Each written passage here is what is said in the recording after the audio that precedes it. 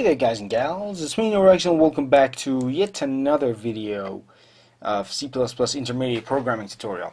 Alright, so in this video we're going to talk a little bit about polymorphism and polymorphic design. Now, do be warned, there's going to be some math involved. Now, that's the reason why I included this guy, math.h, in here, because we need to use this guy right here, square root. Anyhow, point is, I retained some of the code, but changed a little bit of it. I added some things here because well, these are simple. But this guy right here, that's the reason why I added it. And this is not, I don't know, I just thought about it and I wrote it here. I don't know if it's correct or not, but yeah.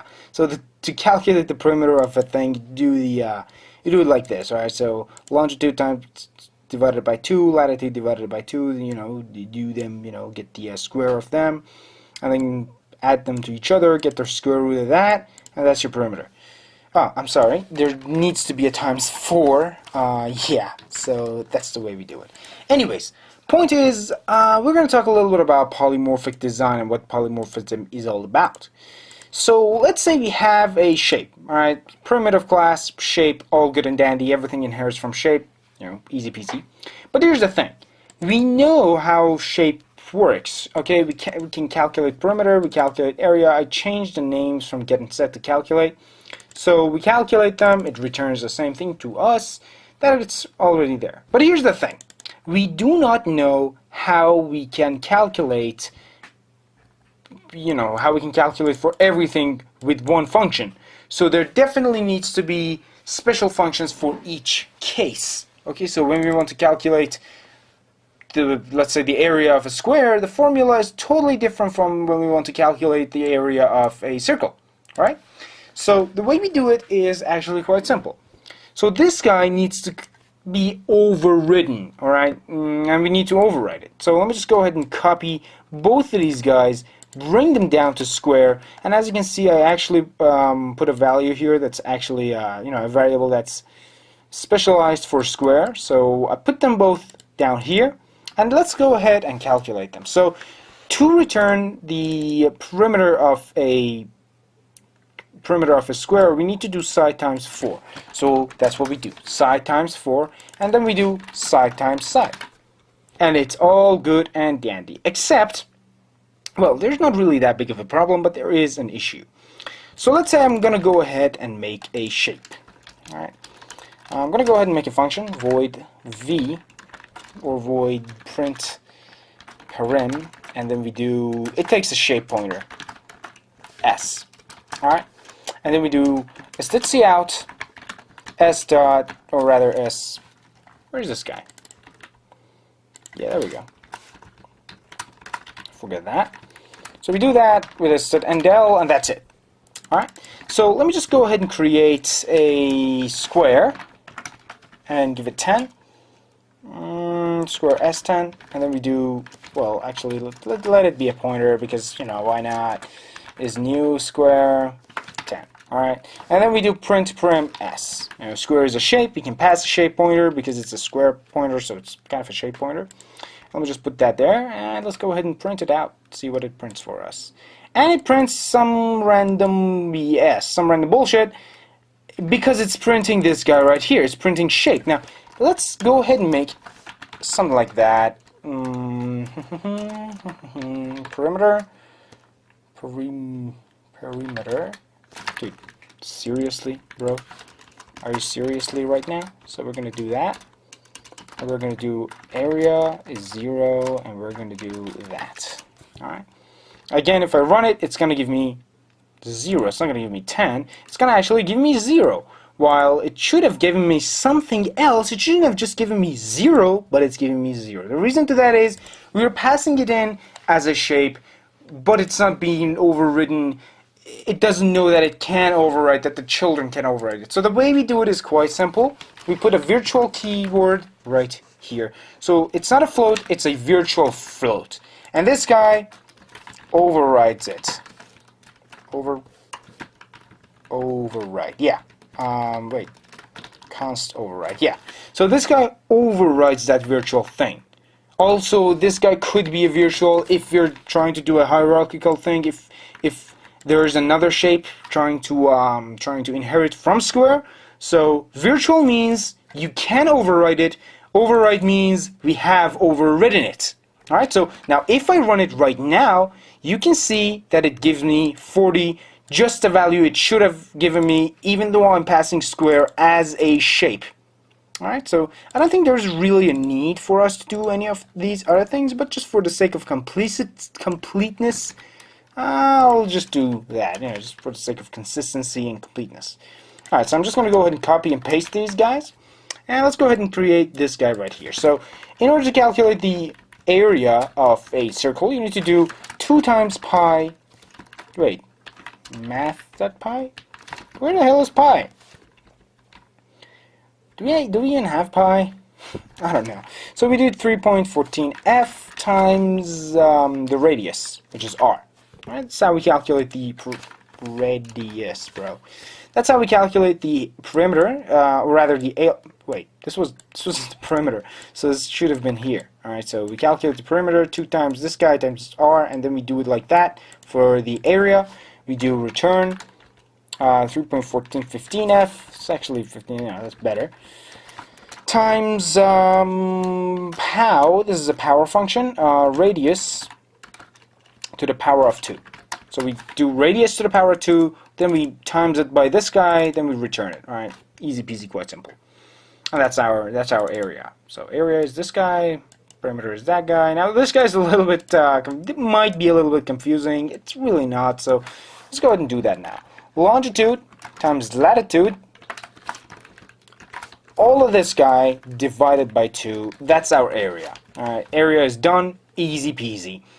So how do we do this guy right here? How do we do perimeter? So what we're using is this guy. All right. So we're doing. I forgot the name. What was it? Pythagorean theorem? I don't know. It's the guy, the guy who invented the 90 degrees. Well, what was it? Rectangle? No, not rectangle, dude. English is not my first language, and math is really not my favorite subject. So yeah. Anyhow, we're gonna use that guy right there. Anyways, so the way we're gonna do it is this. God damn it! Seriously, bro. So this is how a diamond looks. Alright, so let me just go ahead and make it like that. So this is basically how a diamond looks like. Alright, so yeah, there we go. Now, in order to calculate one of these guys, I need to do this guy, half of this guy entirely. Let me just put a plus here. So we need to do this guy, half of it, plus half of this guy, and we do that. You do that kind of theorem that I don't know the name of in English. Then we get one of these guys. We times that by 4, and then we have the entire perimeter. So let's go ahead and do that. Now this is kind of pointless, but we're going to do it either way. So we're going to do. You know what? I'm just going to go ahead. Well, I'm not going to do that because it's a bad formula. So we're going to do longitude times 2, and we're going to do it pow of this guy and 2. All right, so we're going to do it. We're going to make this go, half of this guy to the power 2, plus half of that guy to the power 2. So we're going to do half of latitude to the power 2. This part is done. Alright, so this part is all good. This whole part is good. And then we take the square root of this whole thing, and then we times it by 4, and that's the perimeter of our entire diamond. Alright, so now what this means is that whenever I create a shape, let me just go ahead and close these guys up. So whenever we create a shape, whatever shape it might be, so let's go ahead and create a circle. Circle, pointer C equals new circle with a circle with a radius of, let's say, 10. Why not? And we're going to do ahead. We're going to go ahead and do print perimeter of our C. We're going to also do another one. We're going to do a diamond. And our diamond is going to have a constructor that takes 2 things, not just one, longitude, latitude. We're going to do 3 and 4. And we're actually not going to name it differently, so we're going to do print shape instead of that. And yeah, this is going to be print shape. because we're going to also print the other thing. We're going to print the area as well. So calculate that, calculate area. Wait, what is wrong? Calculate area. Oh, there we go. And as you can see, it's already all overridden, all good, all dandy. So now whatever I pass to this guy, it's gonna go ahead and call the related function to that specific class. And this is the beauty that is polymorphism. So when I run it, as you can, whoa, that's bad, bro. That's a bad goddamn design. So we're gonna do two of these guys, just to make a little bit of a separation. All right, and there we go. So the first one is a square. The square with 10 is like 10 times 4 is 14. 100. Circle is these two. All right. This guy for the perimeter. This guy for the area. And we're gonna have the diamond. This guy for the perimeter, and this guy for the area. I'm not entirely sure this is correct or not. I just thought about it like on the fly. But yeah, this is the way it's done, and this is the way it gets beautiful. Alright, but you might have the question that I used to have when I was learning polymorphism, is that, alright, if you're going to overwrite all this stuff that we just wrote here, why do we do anything that's even close, even, remotely related to this guy right here? Why do we do something like this if we're going to just write even extra code, like virtual and override? Why? Well, the reason to that is, now, this is a special case where we overrode absolutely every single function in the class, every single method. But in a real-world scenario, you don't usually override everything in a class. You don't override absolutely everything. You override some of the things will remain the same, some things will be overridden, like operators will be overridden, but the rest really won't be. And yeah, we're actually going to talk about operator overloading, not overriding, pretty soon. Anyhow, so yeah, this is basically what it is.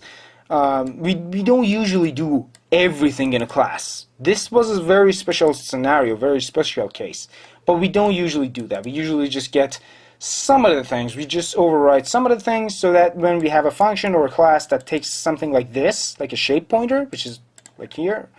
And you're going to see that a lot in a real-world scenario, like in another tutorial I'm doing, Unreal Engine programming. You see this kind of a design very often.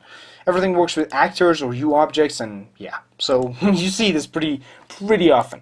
So yeah, we don't usually do it like this, but it could happen. All right. Point is, this will allow me to understand absolutely, more clearly about the design of this program. Now, this is a very tiny, like 100 lines, nothing, but yeah, it's gonna help me understand and realize what's being done in the code, what's happening in the code.